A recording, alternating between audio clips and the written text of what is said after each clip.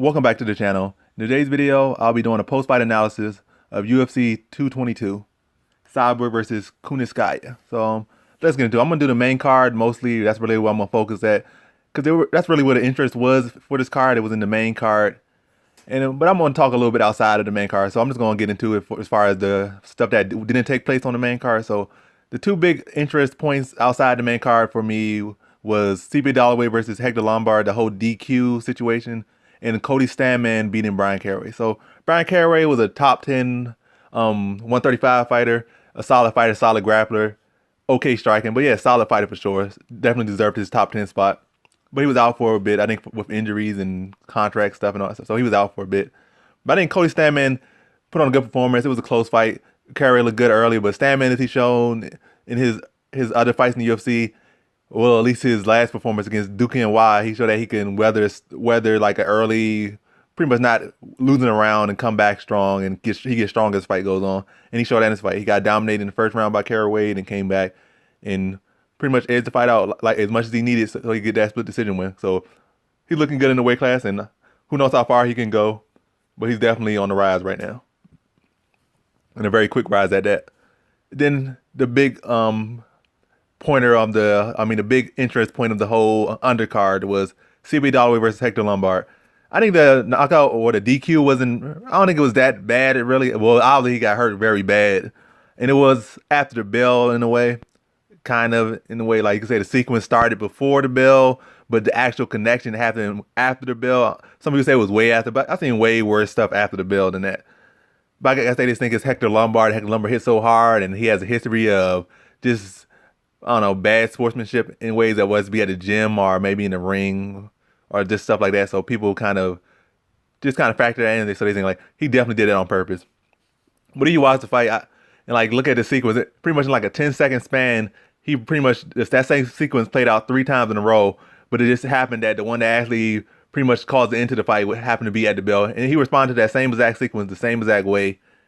I think it was more instinctive than actually him trying to be dirty, because CB Dalloway kept on the same kick to the body, and what's name and Hector Lombard kept countering the same exact way. So like, you're gonna keep drawing this, I'm gonna keep countering you in this way. So I guess he was just feeling like he's drawing this, I'm gonna throw this back.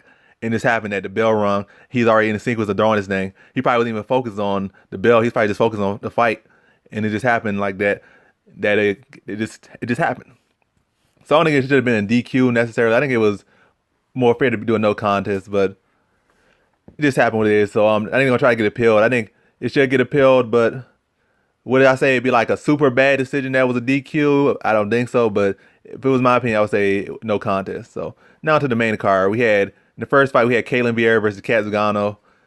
I think the fight was, for the most part, one-sided. Cat Zingano, even though some people might say it's a shocker or this and that, I picked Cat Zingano to win the fight because of her experience and her grit and stuff. But Cat Zingano, she does get sloppy a lot of times. She tries to get aggressive and throws technique to the win and tries to muscle people sometimes, or just get aggressive to win. And Ketlen Vieira is another strong fighter, like a newer face in the division. She's strong as well, so she's not going to just get manhandled by Cat Zingano.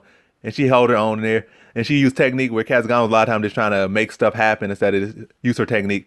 And Cat Zingano never really had the most technical striking sometimes. It's always been kind of sloppy, but she's very aggressive. She has a lot of heart, and she keeps coming. But Ketlen Vieira had something for her every step of the way. Her striking was more crisp.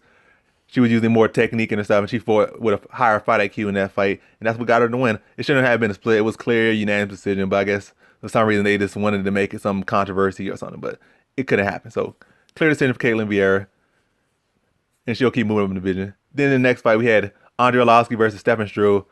I predict this fight will kind of play out this way anyway. I feel like Andre Arlovski's been further in the division. I think Stefan Struve doesn't use his reach.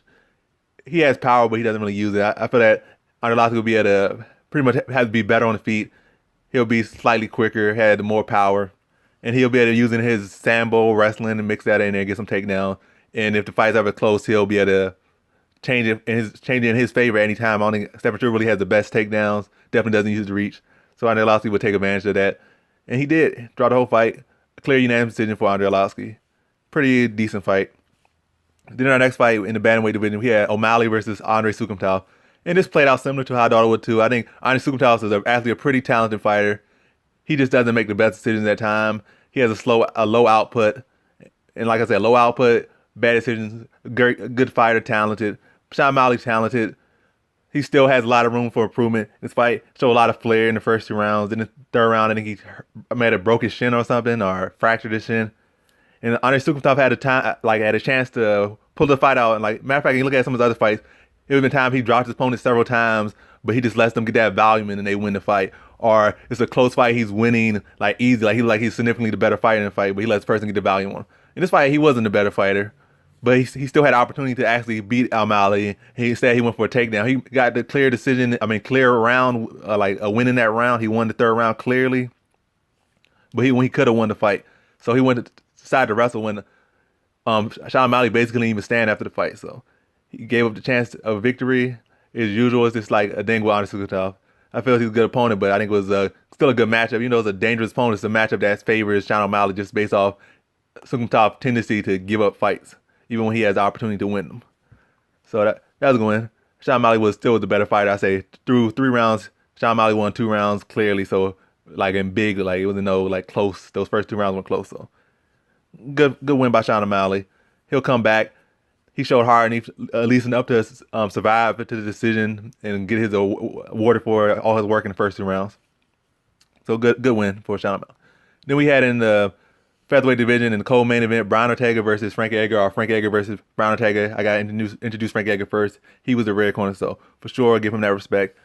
And this fight played out like not how I expected it to happen, but not unusual to me.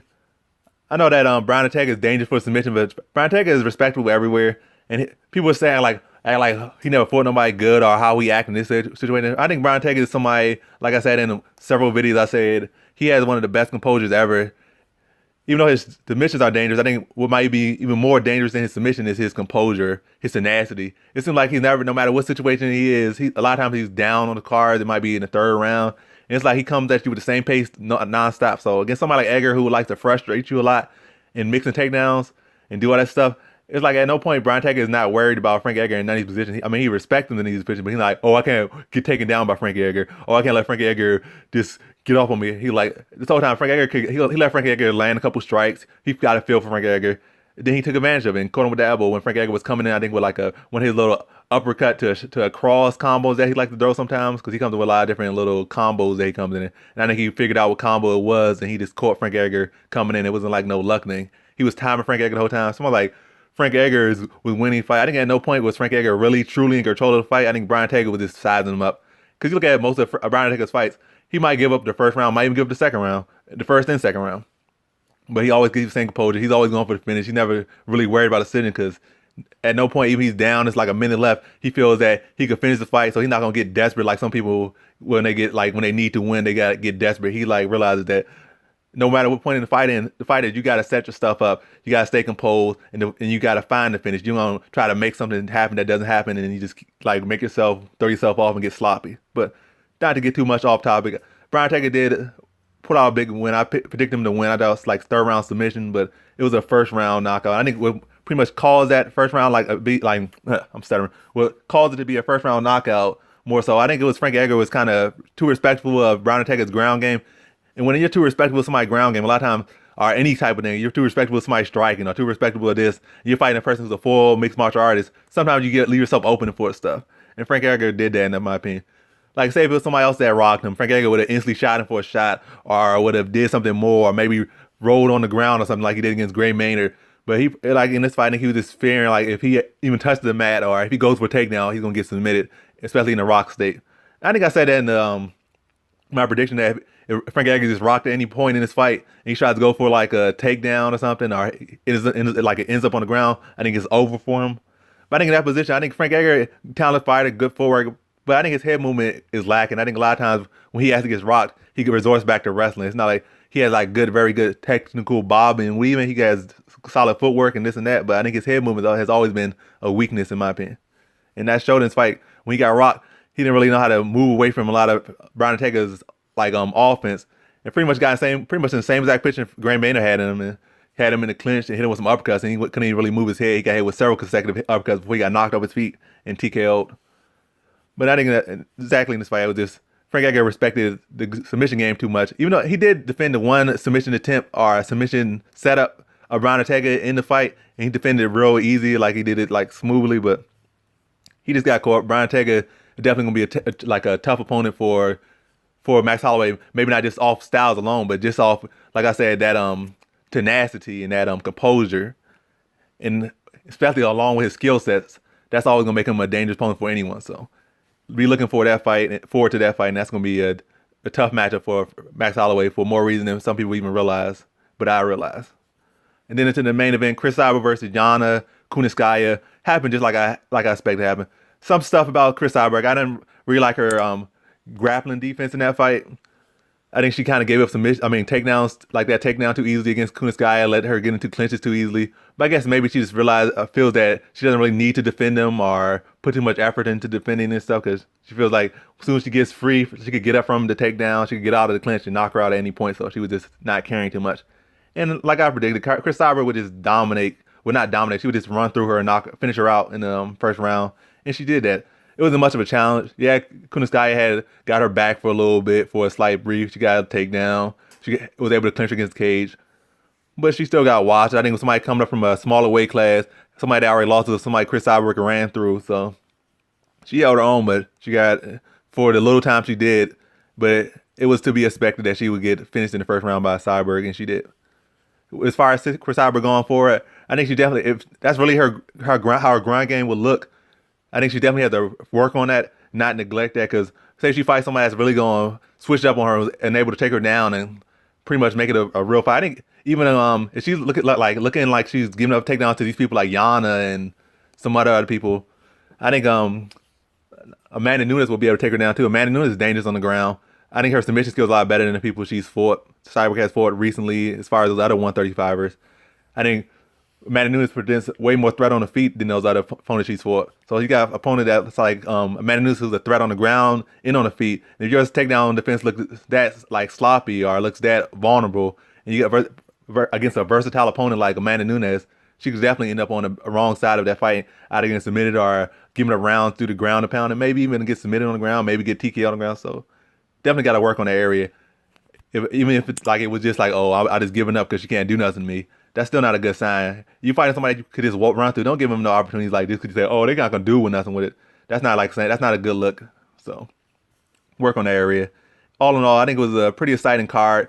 A lot of some controversial stuff going around. Not too much controversy besides the CB Dollar versus Hector Lombard, but outside of that controversy, a solid card and plenty of good performances and look good for the UFC. So thanks for watching. Like, comment, subscribe, and come back for more videos. Peace.